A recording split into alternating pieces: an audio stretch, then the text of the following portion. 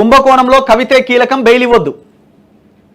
Rouse Avenue కోర్టులో CBI వాదన, నేరానికి సంబంధించిన ఆధారాలు లేవు, బెయిల్ ఇవ్వండి. కవిత తరపు న్యాయవాది. ఇట్లా వీళ్ళిద్దరూ వాదించుకున్నారు కోర్టులో. సిబిఐ కేసులో మే 2వ తేదీకి తీర్పు రిజర్వ్లో ఉన్నది. ఈడీ కేసులో వాదనలు ఇవాటికి వాయిదా పడ్డది. అర్థమైంది కదా?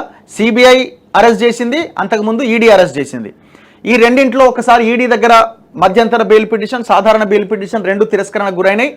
మళ్ళీ ఇంకో బెయిల్ పిటిషన్ వేసుకున్నారు. సిబిఐ అరెస్ట్ చేసిన తర్వాత మళ్ళీ అదొక బెయిల్ పిటిషన్ వేసుకున్నారు. ఈ రెండు నిన్న కోర్టు ముందుకు వచ్చినాయి. కోర్టు ముందుకు వచ్చినప్పుడు ఈడీ కేసులో బెయిల్ పిటిషన్ దానికి సంబంధించింది ఇవాల్టికి వాయిదా పడ్డది ఆర్గ్యుమెంట్స్. సిబిఐది మాత్రం మే 2వ తేదీకి తీర్పు రిజర్వ్లో పెట్టారు. అంటే 2వ తేదీనే తెలుస్తుంది ఏమైనా బెయిల్ వస్తుందా రాదా అని. 2వ తేదీ ఎప్పుడు? ఇవాళ 23, ఇంకొక 10 రోజుల తర్వాత, 9 రోజుల తర్వాత కవితకి సిబిఐ కేసులో బెయిల్ వస్తుందా రాదా అన్నది ఆ రోజు తెలుస్తుంది. ఒకవేళ సిబిఐ వచ్చినా మళ్ళీ ఈడీ కేసు పెండింగే ఉంటుంది. దానికి ఆర్గ్యుమెంట్స్ ఇవాళ ఉన్నాయి, ఈడీ కేసుకు సంబంధించిన ఆర్గ్యుమెంట్స్. ఇగో కవితే కీలకం. ఈమె కింగ్ పిన్ అండి. ఈమె కింగ్ పిన్ అనొచ్చు, క్వీన్ పిన్ అనొచ్చు. ఇక తెలుగులో అయితే లిక్కర్ రాని అది ఇది అని ఏదో రకరకాలుగా సోషల్ మీడియాలో మాట్లాడతారు. కానీ మనం అవన్నీ ఎందుకు అనాలి. కానీ మొత్తానికైతే ఈమె డాన్. టోటల్ ఈ కేసులో లిక్కర్ స్కామ్లో ఈమె డాన్గా మనం భావించవచ్చు. ఢిల్లీ లిక్కర్ స్కామ్ కేసులో కల్వకుంట్ల కవితది కీలక పాత్ర అని రౌజ్ అవెన్యూ కోర్టులో సిబిఐ బలమైన వాదన వినిపించింది. సిబిఐ తరపు న్యాయవాది వాదన వినిపిస్తూ కవితకు బెయిల్ ఇస్తే ఆమె విడుదలయ్యాక సాక్షులను ప్రభావితం చేస్తారని వివరించారు. ఆమెకు బెయిల్ ఇవ్వొద్దని కోరారు. తనపై ఈడీ, సిబిఐ నమోదు చేసిన కేసుల్లో బెయిల్ మంజూరు చేయాలంటూ రౌజ్ అవెన్యూ కోర్టును ఆశ్రయించారు కవిత. ఈ పిటిషన్లపైన ప్రత్యేక న్యాయమూర్తి కావేరీ భవేజా సోమవారం వేరువేరుగా విచారణ చేపట్టారు. అంటే రెండు పిటిషన్లు రెండు వేరువేరుగా. ఉదయం సిబిఐ కేసుకు సంబంధించిన బెయిల్ పిటిషన్ విచారణకు వచ్చింది. సిబిఐ తరపున పంకజ్ గుప్తా, కవిత తరపున విక్రమ్ చౌదరి, ఇద్దరు అడ్వకేట్లు. ఈ కేసులో ఇప్పటి వరకు ఎటువంటి ఆధారాలు లేవు. కేవలం కొందరి వాంగ్మూలాల ఆధారంగానే కేసు నడుస్తోంది. ఆధారాలు లేకుండానే కవితను అరెస్టు చేశారు. ఈడీ కస్టడీలో ఉండగానే అవసరమేమీ లేకపోయినా సిబిఐ ఎలా అరెస్టు చేస్తుంది? దేశవ్యాప్తంగా సార్వత్రిక ఎన్నికలు జరుగుతున్నాయి. కవిత బీఆర్ఎస్ పార్టీకి స్టార్ క్యాంపెయినర్గా ఉన్నారు. చిదంబరం కేసులో తీర్పు కవిత విషయంలో కూడా వర్తిస్తుంది. 7 సంవత్సరాల్లోపు శిక్ష పడే కేసులకు అరెస్టు అవసరం లేదు. పిఎంఎల్ఏ సెక్షన్ 45 ప్రకారం కవిత మహిళగా బెయిల్కు అర్హురాలు. సరైన ఆధారాలు లేవని ఈ కేసులో కవితకు బెయిల్ మంజూరు చేయండి అని విక్రమ్ చౌదరి కోర్టుకు విజ్ఞప్తి చేశారు. ఇరు పక్షాల వాదనలు విన్న కోర్టు తీర్పును మే 2వ తేదీకి రిజర్వ్ చేసింది. ఇది సిబిఐకి సంబంధించిన case. Next ED case. Money laundering కేసులో బెయిల్ పిటిషన్కు సంబంధించి మధ్యాహ్నం విచారణ జరిగింది. ఏది? ఈడీ కేసులో. ఇది పొద్దుగాలైంది, ఇది మధ్యాహ్నం అయింది. ఈడీ తరపున న్యాయవాది జోహెబ్ హుస్సేన్, కవిత తరపున సీనియర్ న్యాయవాది అభిషేక్ సింఘ్వి వాదన వినిపించారు. ఇక్కడ సిబిఐకి ఒక అడ్వకేట్ని పెట్టుకున్నారు, ఇక్కడ ఈడీకి ఇంకొక అడ్వకేట్ని పెట్టుకుని చాలా సీనియర్ అడ్వకేట్ అండి. ఇక్కడ విక్రమ్ చౌదరి, ఇక్కడ అభిషేక్ సింఘ్వి. నాకు తెలిసి కోట్ల రూపాయలు ఈ వీటి కోసం ఖర్చు పెడుతున్నారని అర్థమవుతుంది. కోర్టుకు పోయి బెయిల్ అంటే అది పైసలు పెట్టాల్సిన తప్పదిగా, అంటే వాళ్ళ ఫీజు అంటున్నా నేను. ఢిల్లీ మద్యం కేసుతో కవితకు ఎటువంటి సంబంధం లేదని, కేవలం రాజకీయ దురుద్దేశంతోనే కవితను కేసులో ఇరికించాలని చూస్తున్నారని సింఘ్వి వాదించారు. ఈ కేసులో తొలుత అనుమానితురాలిగా కూడా లేని కవితను ఉద్దేశపూర్వకంగా నిందితురాలిగా చేర్చిరట.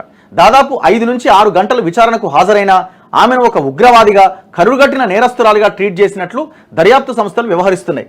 ఇవేం తప్పు చేయలే, ఉత్తగానే సారా అమ్ముకుంటేందుకు పోయింది, మళ్ళీ వచ్చింది గంతే. ఓబెరాయ్ హోటల్కి ఎందుకు పోయింది అంటే ఉత్తగానే పోయింది, ఆడ హోటల్ చూస్తానికి పోయింది, అంతేనా? దాదాపు 5 నుంచి 6 గంటలు విచారణకు హాజరైన ఆమెను ఒక ఉగ్రవాదిగా చూస్తున్నారట. Vijay Nair social media coordinate చేస్తారనే ఆయనతో కవిత భేటీ అయ్యారు. ఓహో, మద్యం సారా దందా కోసం కాదట, సోషల్ మీడియా కోసం మాట్లాడడానికి పోయిందట. ఆయన అడ్వకేట్ చెప్తున్నాడు. మద్యం కేసులో కవితను ఇరికించిన తీరు అనేక సందేహాలకు తావిస్తోంది. ఈ కేసులో బుచ్చిబాబు 4 స్టేట్మెంట్లు ఇచ్చిండు, వెంటనే ఆయనకు బెయిల్ ఇచ్చింది. అదే తరహాలో స్టేట్మెంట్ ఇచ్చిన మరో వ్యక్తి మాగుంట రాఘవకు కూడా బెయిల్ దొరికింది. ఆ తర్వాత మాగుంట రాఘవ తండ్రి శ్రీనివాసులకు ఎన్డీఏ అభ్యర్థిగా అవకాశం కల్పించారు. శరత్ రెడ్డి అప్రూవర్గా మారిన తర్వాత బెయిల్ ఇచ్చారు. ఆయన బీజేపీకి పెద్ద ఎత్తున ఎలక్టోరల్ బాండ్లు ఇచ్చారని ఎస్బీఐ నివేదికతో బహిర్గతమైంది. వీళ్ళ స్టేట్మెంట్ ఆధారంగా కవితను ఈ కేసులో ఇరికించారు. అయినా కవిత విచారణకు అన్ని విధాలా సహకరిస్తున్నా అరెస్టు చేయాల్సిన అవసరం ఏముంది అని సింఘ్వి కోర్టుకు వివరించారు. ఇక్కడ కొన్ని వాస్తవాలు కనిపిస్తున్నాయి. శరత్ చంద్రారెడ్డి అరబిందో ఫార్మా డైరెక్టర్ దాదాపు కోట్ల రూపాయలు బీజేపీకి అయితే ఎలక్టోరల్ బాండ్స్ ఇచ్చిన మాట వాస్తవమే. మరి దానికి దీనికి లింక్ ఉందా? అప్రూవర్గా మారిన తర్వాత ఇచ్చిండు, అరెస్ట్ అయిన తర్వాత ఇచ్చిండు, దానికి దీనికి ఏమైనా లింక్ ఉందా అని తేల్చాలి. వీళ్ళు కూడా రెస్పాండ్ అవ్వాలి. లేదు జనరల్గా అందరు ఇస్తున్నారు కాబట్టి ఇవ్వాల్సిన సిచ్యువేషన్ వచ్చిందా? అంత ఈజీ ఉంటుందా? ఈడీ ఆరోపిస్తున్నట్టు కవిత ఎలాంటి ఆధారాలు ధ్వంసం చేయలే. ఆమె వాడిన ఫోన్లను తన సిబ్బందికి ఇచ్చారు. అలాంటి ఫోన్లను వాడేవారు ఎవరైనా ఫార్మాట్ చేస్తారు. ఈడీ అడిగిన వెంటనే తన వద్ద పనిచేసే వారి నుంచి ఫోన్లు తీసుకొని దర్యాప్తు అధికారులకు అందజేశారు. ఆ దర్యాప్తు అధికారులు చెప్తున్నారు ఈమె మొత్తం ఫోన్లను ఫార్మాట్ చేసిందని. ఈడీ తరపు న్యాయవాది జోహబ్ హుస్సేన్ అభ్యంతరం వ్యక్తం చేస్తూ కవిత విచారణకు సహకరించట్లేదు. ఈ కేసులో కవితది కీలక పాత్ర. ఉద్దేశపూర్వకంగానే 10 ఫోన్లలో సమాచారాన్ని డిలీట్ చేసింది, సాక్ష్యాలు తారుమారు చేసింది, ధ్వంసం చేసింది. న్యాయమూర్తి కల్పించుకుంటూ సాక్ష్యాలు కూడా ధ్వంసం చేశారా లేదా అనేది మాత్రమే చెప్పండి. 10 ఫోన్లను ఈడీకి ఇచ్చే ముందే ఫార్మాట్ చేశారా లేదా అని ప్రశ్నించారు. దానికి జోహబ్ హుస్సేన్ స్పందిస్తూ ఫోన్లను వేరే వారికి ఇచ్చాను అని, అందుకే వారు ఫార్మాట్ చేశారని కవిత స్టేట్మెంట్ ఇచ్చిందట.